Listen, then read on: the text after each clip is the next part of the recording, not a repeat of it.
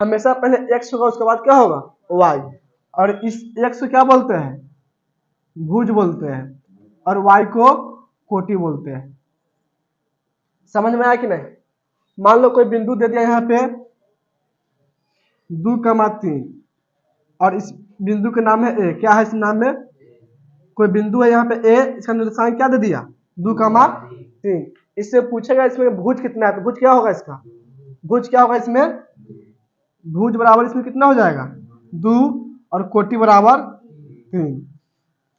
इतना समझ में है कि नहीं इसमें भुज और कोटि। देखो इस तरह इसमें ग्राफ काटेंगे तो इसे क्या बोलते हैं एक्स अक्ष बोलेंगे, ठीक ना। जो क्षैतिज से क्या बोलेंगे एक्स अक्ष, जो ऊर्ध्वाधर से बोलेंगे वाई अक्ष। देखो एक्स अक्ष यहां से लेकर यहां तक क्या होगा धनात्मक होगा और इधर से इधर क्या होगा ऋणात्मक होगा। और यहाँ पे मूल बिंदु होता है, कौन सा बिंदु होता है मूल बिंदु। इसका नियामक क्या होता है 0 0। मूल बिंदु का नियामक क्या होता है, मूल बिंदु कौन सा बिंदु होता है मूल बिंदु, इसका निर्देशांक होता है 0,0 0,0। इसका मतलब क्या होगा एक्स का मान भी 0 होगा और वाई का मान भी 0 होगा। इतना समझ में आ गया।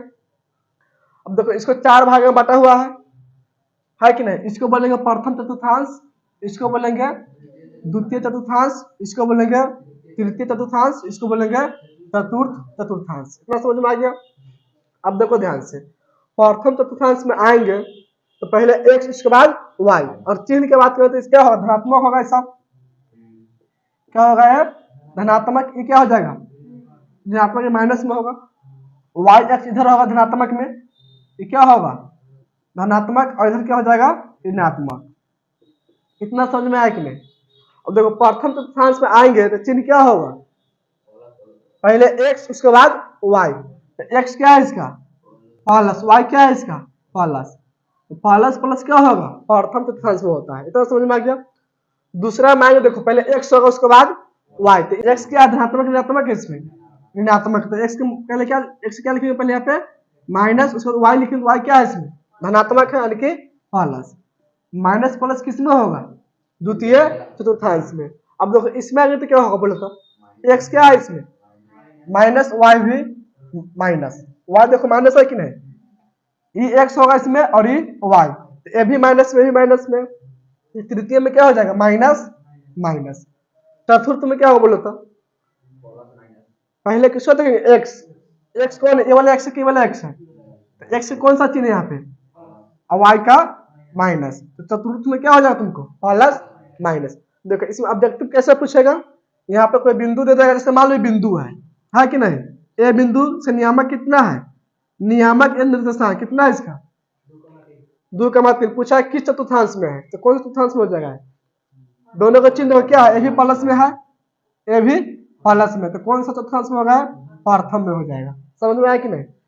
जैसे मान लो -2,3 दे दिया, तो कौन सा चतुर्थांश में होगा माइनस प्लस किस में आएगा माइनस प्लस हो जाएगा तुमको द्वितीय चतुर्थांश में, किसमें हो जाएगा द्वितीय चतुर्थांश में। तो समझ में आ गया। जैसे मान लो -2 -3 तो किस में होगा तृतीय चतुर्थांश में। समझ में आ रहा है कि नहीं। और मान लो 3, -3 तो क्या हो जाएगा पहले प्लस और माइनस, प्लस माइनस किस में आएगा प्लस माइनस चतुर्थ में जाएगा चतुर्थ चतुर्थांश। इतना इसमें समझ में आया कि नहीं।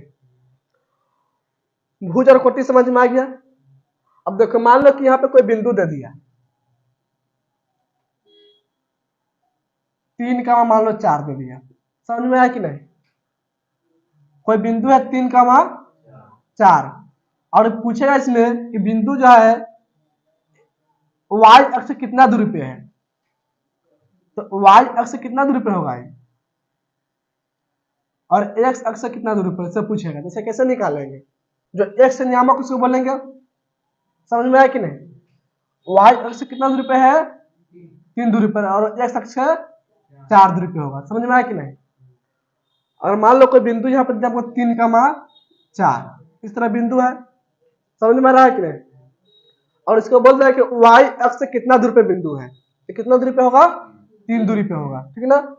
और पूछेगा x अक्ष से कितना दूरी पे है, तो 4 हो जाएगा। कितना हो जाएगा 4, ये हो जाएगा y अक्ष से दूर हो जाएगा। देखो y अक्ष से दूरी कितना हो गया इसका 3 इस बिंदु का, और x अक्ष से दूरी कितना हो जाएगा 4 हो जाएगा।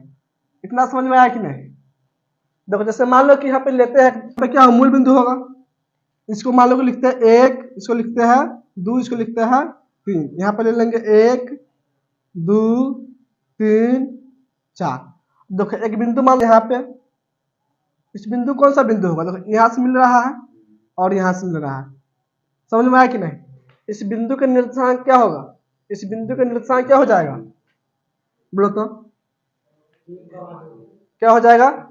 पहले x तब y, यहाँ पे x होगा और ये y। तो x का मान कितना है इसमें 2, तो x हो जाएगा 2, y कितना है 3। समझ में आया कि नहीं? तो x का मान कितना है इसमें 2, y का मान 3। अब देखो x अक्ष से कितना दूरी पर है बिंदु जो है, x अक्ष पर कितना दूरी पे है, आगे ऊपर कितना दूरी पर जा रहा है 3 दूरी पे है कि नहीं? समझ में आया कि नहीं?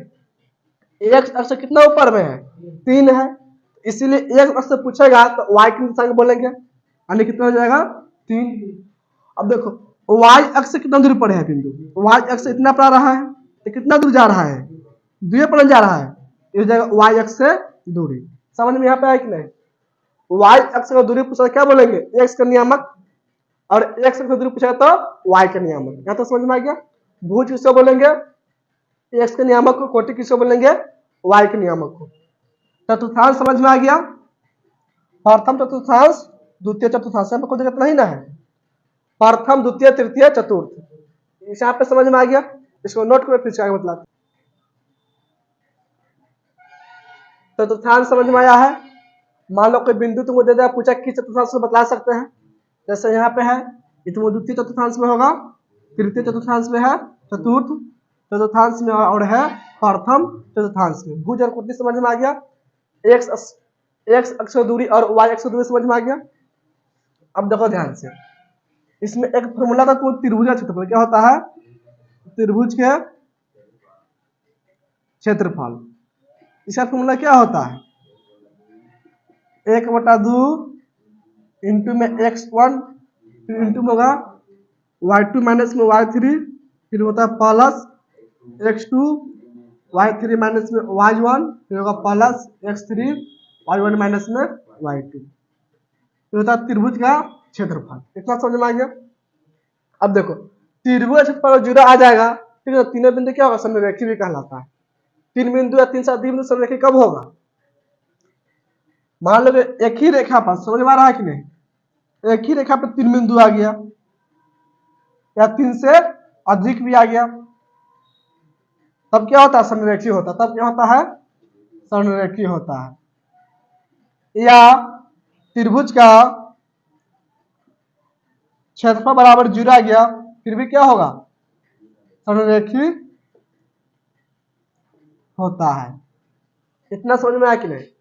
जैसे त्रिभुज कब बनेगा 3 बिंदु से बन सकता है, जैसे मान लो 3 बिंदु से क्या बनेगा त्रिभुज बना कि नहीं, तीनों बिंदु क्या है अलग अलग रेखा पर होगा, है कि नहीं? देखो यहाँ पे एक रेखा ही हो गया, दूसरा रेखा तीसरा रेखा, है कि नहीं? तीनों बिंदु क्या अलग रेखा पर है कि नहीं? लेकिन जब तीनों बिंदु एक ही रेखा पर त्रिभुज बनेगा, मान लो कि पहला बिंदु यहाँ पे, दूसरा बिंदु तीसरा, इसको हम त्रिभुज कैसे बना सकते हैं, तीनों बिंदु से एक ही रेखा पर है कि नहीं? और तीनों बिंदु एक ही रेखा पर आएगा तो क्या होगा त्रिभुज क्षेत्रफल 0 होता है, उसको समरेखीय बोल सकते हैं। इतना से समझ में आया कि नहीं? तो इसको यहाँ पे क्या लिखे हैं दूरी सूत्र से, ठीक ना?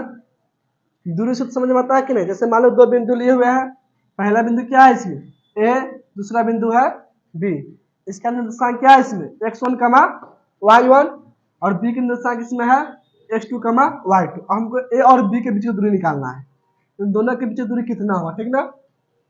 इसके लिए फॉर्मूला क्या हो जाएगा ab बराबर x1 माइनस में x2 का होल स्क्वायर प्लस में y1 माइनस में y2 का होल स्क्वायर पूरा हो जाएगा रूट अंदर। आगे समझ में हो गया तुम्हारा दूरी सूत्र से formula.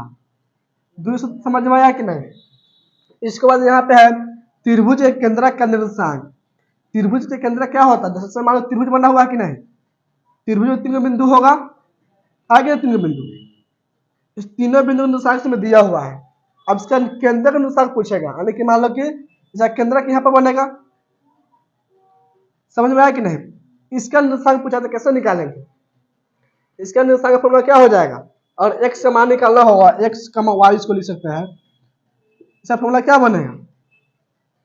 x1 plus x2 plus x3 बटा में 3, फिर हो जाएगा कमा y1 plus y2 plus y3 बटा में 3। जैसे हम देखो इसको x वाला को तीनों को जोड़ देंगे, 3 से भाग कर देंगे, इसका मान चलेगा x का, फिर कमा लिखेंगे, y वाला को जोड़ देंगे तीनों के, y1 y2 y3, फिर भाग कर देंगे 3 से, यहाँ पर y के मान चला आएगा।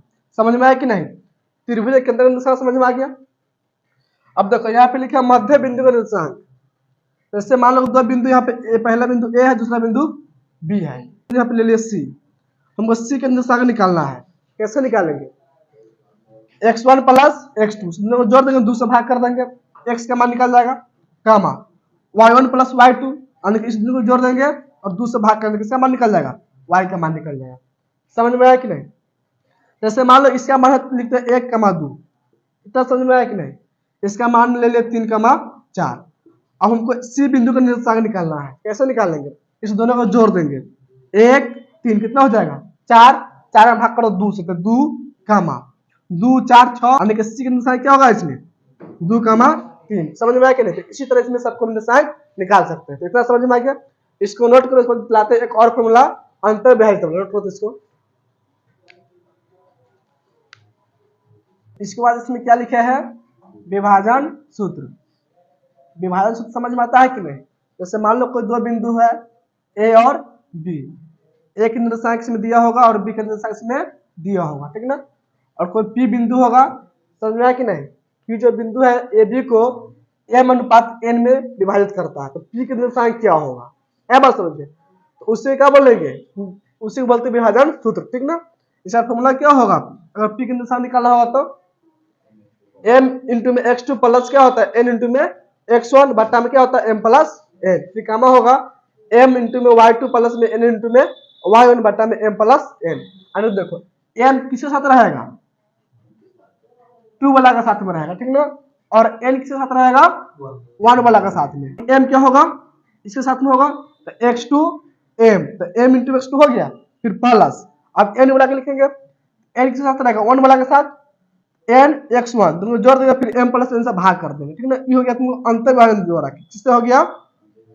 अंतर विभाजन होगा तो इसका फॉर्मूला इस तरह बनेगा। समझ में आया कि नहीं? और विभाजन सूत्र में अंतर विभाजन होता है तो इसका फॉर्मूला किस तरह बनेगा? इस तरह बन जाएगा। अगर बाह्य विभाजन होगा, अगर मान लो कि बाह्य विभाजन होता है, इसमें क्या हो जाएगा? n का मान ऋणात्मक हो जाएगा सिर्फ। समझ में आया कि नहीं? जहां जहां n वहां पे क्या हो जाएगा? माइनस। जैसे यहाँ पे n है कि नहीं? यहाँ पे माइनस हो गया, यहाँ पे तो माइनस हो गया, n के पहले माइनस, n के पहले माइनस। फॉर्मूला किसका बन जाएगा? बाह्य विभाजन का। समझ में आया कि नहीं?